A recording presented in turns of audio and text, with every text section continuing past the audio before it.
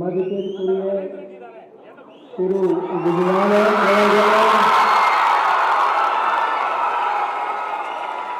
திரு குருசாமி மயில்வாகனன் அவர்களே, திரு கற்பூர சுந்தர பாண்டியன் அவர்களே, திரு மாரி செல்வாய் அவர்களே, திருமதி ராதா தேவன் அவர்களே, திரு மதுசூதன் பெருமாள் அவர்களே,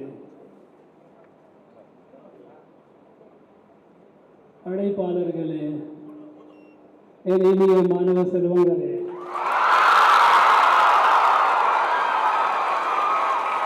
அனைவரையும் எனது இனிய வணக்கம்.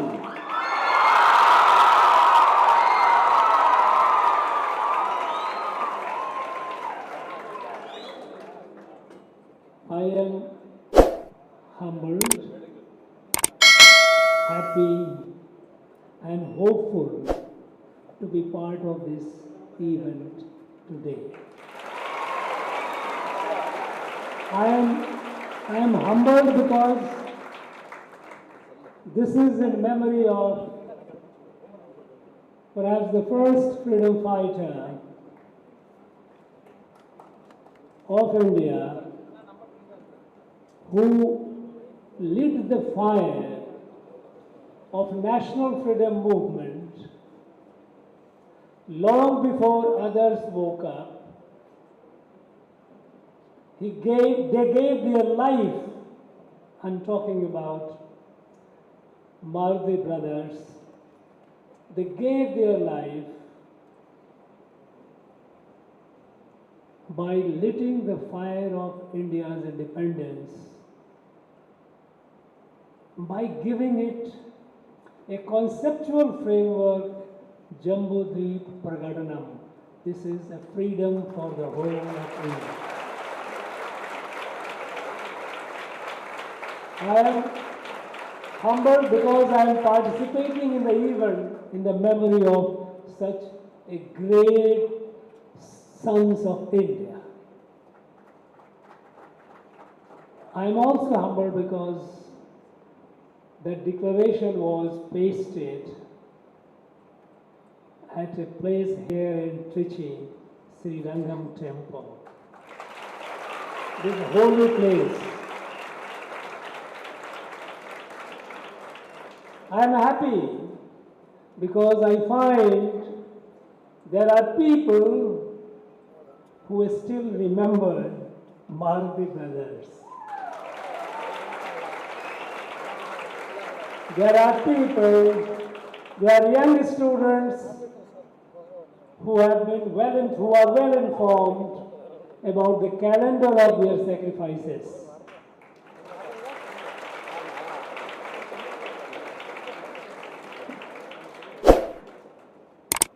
It's because when I came a little over 2 years back to Tamil Nadu, I wanted to have a list of freedom fighters of Tamil Nadu. And the list that I got from the state government, it had just a few names, less than 40, and there was no mention of Maruti brothers in that list. It took 1 year for me when I started meeting the people, because before that I was in Nagaland, a small state. A small state of Nagaland had more than 1,000 freedom fighters. More than 1,000. How could a state of Tamil Nadu would have only a handful? And then out of curiosity, when I started making inquiries, then I realized that there were several thousand freedom fighters from this land. Several thousands who gave their life for the freedom of our motherland.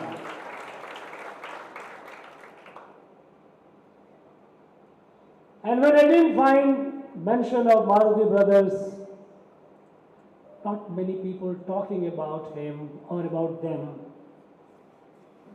I was disappointed.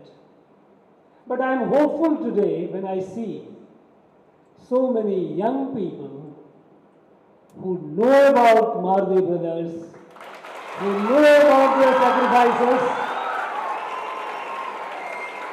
and I am hopeful that you will be the torch bearers of the history, the proud history of our place, our people.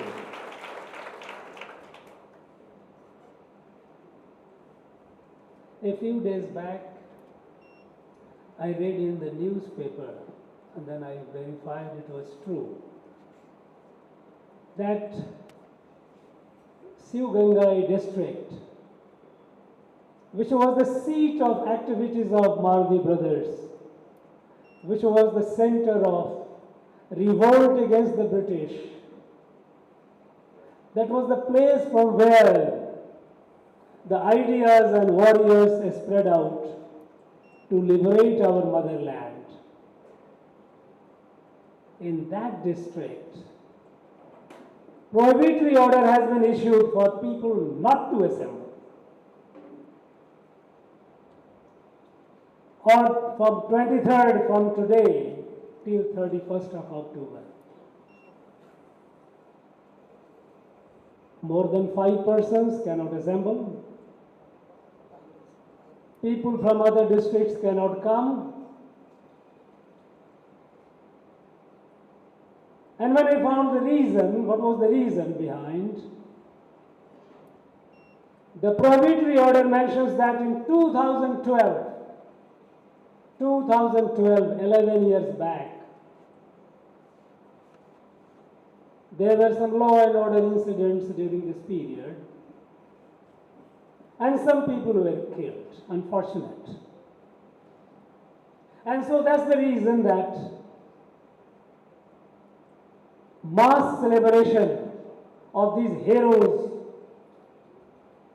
their sacrifices have been prohibited by an order, proclamatory order, under the Code of Criminal Procedure.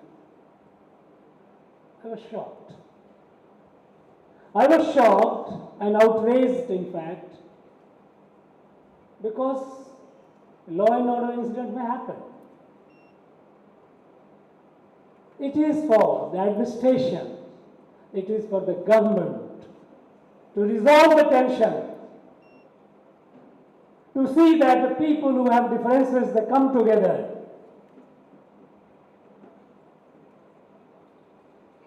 And celebrate the event of national importance.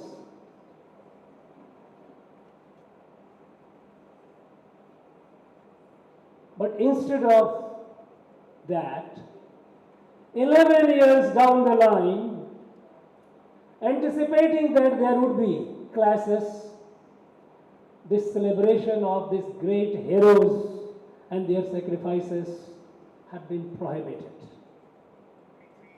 I find it difficult to understand. I feel outraged. Remember, for a moment, if anyone, the leaders of a political party or their people, those who were before, if on their anniversary days, if there were some law and order incidents, would they prohibit celebration of their day in subsequent years? They would not. There are many icons which the government has been celebrating and worshipping on any of their days. If there is a law and order incident, will they stop it? No. But when it comes to the national freedom fighter, it is prohibited. Saying that one is Mardi brothers and other is the day from 23rd to 31st is Muthuramalingam Thevar. Another great national freedom fighter, a great associate of Netaji, who suffered for the freedom of our country. Today, it pains me that these leaders have been reduced to a caste leader. the person who fought for the freedom of the entire country. The people, those who did not discriminate or distinguish between caste, today they have been reduced to caste leader. But how and why? These national freedom fighters, if they were celebrated by the state, people would have joined. But since the state is trying to erase them from the memory of the people, it has been removed from the textbook of school textbooks, their contributions, though occasionally on their anniversaries, leaders go and put some flowers, obviously for the vote banks, for getting the vote. But the fact that their acceptance, their recognition by the government, by the authority is not there, people start forgetting. But then the community from which these leaders came, that community cannot forget. And moreover, here is a society which is badly fragmented along caste lines. I have not come across any state in India where students go to school wearing the caste band. It is shocking. A society has been so fragmented in terms of caste. And when you are fragmented in terms of caste, and when the national hero is forgotten by the authorities, caste owns up. And this leader, the national leaders have been reduced to caste leaders today. And so, tensions happen. And you prohibit this celebration. Why? Why this have done? Why it is that their memories, they try to erase from the popular memory? Why is it that because the state, the authorities don't celebrate, they are reduced to the caste leaders and they do Guru Puja and all? Answer is simple. Because the people, they feel scared when they talk about national freedom movement here. Because those in authority, they are shy of talking about national freedom movement and national freedom warriors. Because the moment you talk about national freedom movement and national freedom warriors, they are exposed. Because they were the people who had worked against the national freedom movement.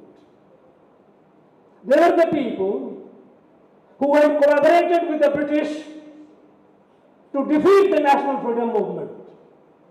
These are all matters of record. They were agents of British. And British, among the qualities that they had, one quality is maintaining good documents. Go to their archive in London and it tells you the stories. Who were the agents of British? Those who were fighting here, those who are icons of the people today, those who are ruling.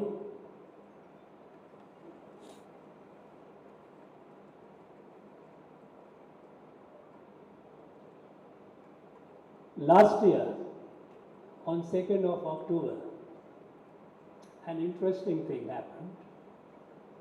Mahatma Gandhi's birth anniversary. We had gone with other leaders to pay tribute to Mahatma Gandhi.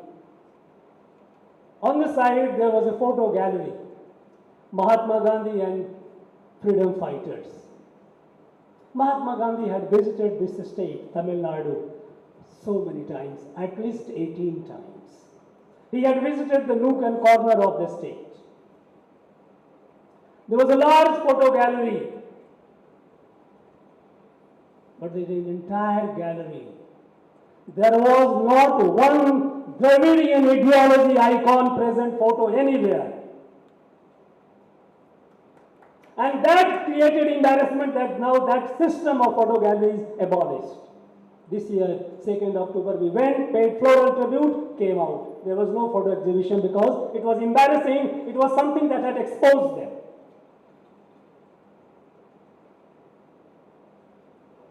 Now, when I see persons like Maruti brothers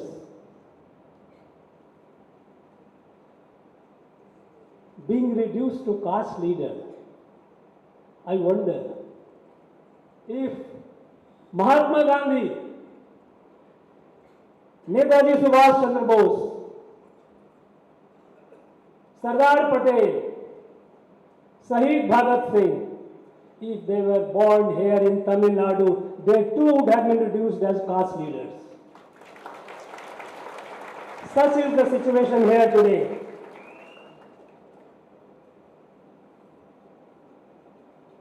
I think this is not acceptable. We cannot forget those who gave their life, who gave their blood for the freedom of our country. You know, this is ingratitude. And there is a curse of Tiruvalluvar. He elaborates the virtue of gratitude. And then he says, those who kill gratitude, those who forget to remember those who have given their life for them, they have no salvation, they have no future. Quran 1:10. Say nandri kondra mother uville. It says, en nandri kondrarkum uunda. Uville say nandri kondra madarku.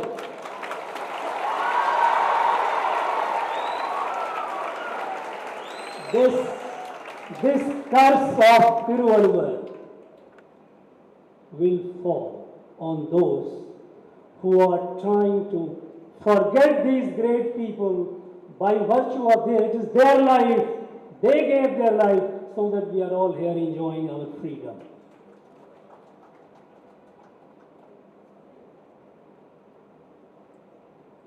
An attempt has been made, and a concerted attempt has been made in this state to erase the history of this place, to write a parallel history of this place. They have created a false narrative of racial divide, Dravid and Aryan race. But by the way, who was the father of this theory? Who gave this? Dravid theory. Dravid is a separate race. Who gave it? It was Robert Caldwell. Robert Caldwell, he is the one who wrote the grammar of Dravidian language, and he tried to create a theory, a hypothesis that Dravid is a separate race. And by the way, do you know who was Robert Caldwell? I think many of you might not be aware. I have done the study. I have gone to London. I have studied there about the background of all these people. In 1813, British Parliament made a law. British Parliament made a law that is called India Charter Act 1813. Under that charter, which was what all British would do in India, one of the mandates of the British government was to evangelize India, to kill the culture and the spirituality of India. Section 13, India Charter Act 1813. Those of you who are all students, go into and look into the act. Evangelization of India was an act of British Parliament. And after that, they started looking for volunteers who would come with the missionaries in this country. Educated people with a job prospect did not like to come. They had a better opportunity there. And even if they come to India, they came as an employee of the company. And later the British government where they were better paid.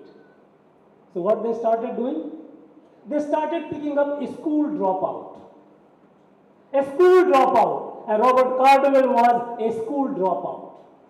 He was not even 17 years of old age. He could not clear his school examination, never went to a college or university. He came here and he, over the time, became somehow an expert on languages. He wrote the grammar of Dravidian language and he said that it is a different language, it is a different race. It was the British design to divide this country. It was the British design to fragment it as many as possible, and more so, when the national freedom movement started, they became far more active. And it was at that point of time, they started picking up collaborators, those who could help them, those who could work with them, and help defeat the national freedom movement and see that the British continued here. On record, some of these people, those who are worshipped today here, they had gone to London, presented a memorandum not to give freedom to India. These are forgotten chapters of history, but be sure these are not lost. All these are documents are there. These are available. And so, all through the national freedom movement, they started counter-freedom movement. And counter-freedom movement was built around this Aryan, Dravidian and divide. Domination of the Aryan, domination of the North. And so they started destroying the institutions that had defined this place. I have always maintained Tamil Nadu is a Punya Bhumi. This is a land of great spiritual leaders, Siddhas, Rishis. This is a land which has produced large number of warriors. When Mahakavi Bharati said, Veda Mudayada in the Nad, Nalla Viral Kuranga in the Nad, this is Tamil Nadu.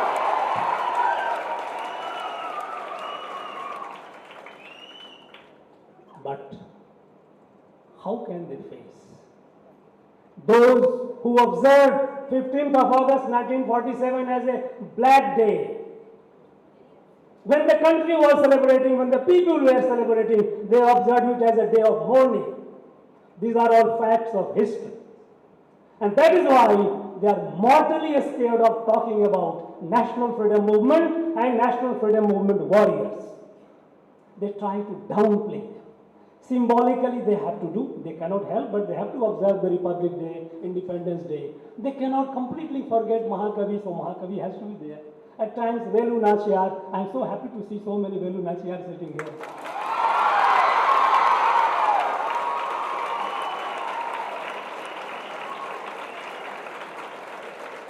But the spirit is not there. We have to keep it. A people cannot be ungrateful. If we have to move forward with dignity, with grace, with heads high, we must remember our past, which is glorious. The sacrifices, I often go and talk when I visit Delhi and other places and tell the people, try to educate the people that look, the first national freedom war or movement, or I could call it, the first war of independence was not 1857, it was 1801. Imagine Marvi brothers coming up with a conceptual framework for liberation of the whole Bharat, whole India. He builds up alliances with other rulers. He builds up a formidable alliance and British gets over it. They knew that this will sweep them out of this country. And so they put their entire might to catch them, to kill them. And finally, because of the overwhelming larger military strength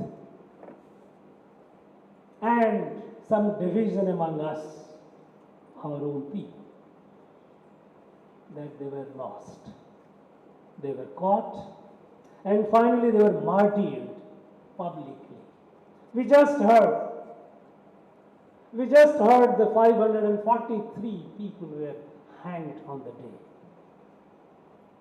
and their heads were demonstrated on a pole for public display to demoralize the people.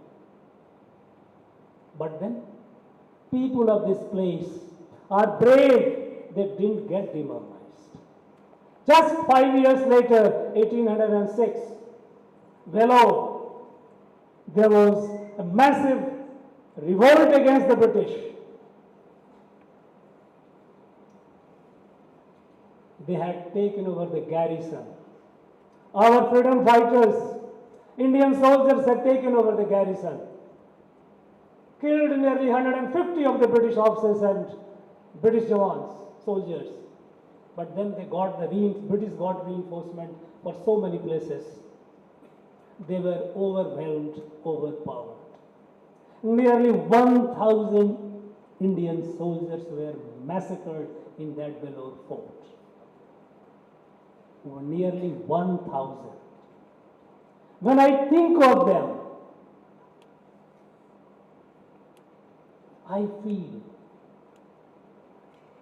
I develop goosebumps.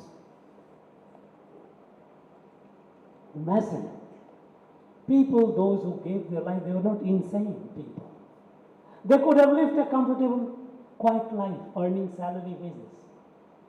But they had something in them not to be under any foreign control. And so they revolted. All this history of our freedom fighters, we have to document. I feel very sad. When I came here, I also tried to understand how about the PhD, our academia, PhD. You know, in the last about 3 decades, there are several thousand PhDs on a handful of these people, 5 people. These icons of Dravidian ideology, on them there are at least more than 5,000 plus PhDs. And when I went through the PhD thesis, it was all a propaganda material. It was not even a genuine research. It was essentially a license to get a job in the university as a professor. You do a PhD, you narrate the story which they like to listen, and you get a PhD and you get a job. Such an extreme politicization of the higher institution of learning is rare to see. And when I was looking into, I couldn't find one on Bharati Pandya. There are people who have done their self-study. There are people who have done, but there is no PhD. I would have loved to see a large number of people, because after all, who have worked and who have done research on the lives and times of these great people. Because these great people, it was not their individual life. It was the life, collective life of the society. Their life and time reflects the kind of atrocities that British were committing on our society.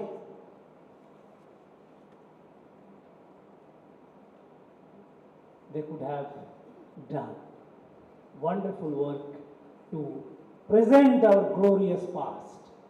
We know that we have large number of people from Tamil Nadu having taken to Malaysia, Sri Lanka, Fiji, and so many places. But do we know that how they were taken? They were taken as indentured slaves for working in their tea gardens, for working in their rubber plantation, or working in the tin industry in Malaysia, and sugar cane in Fiji. They were induced, they were abducted also.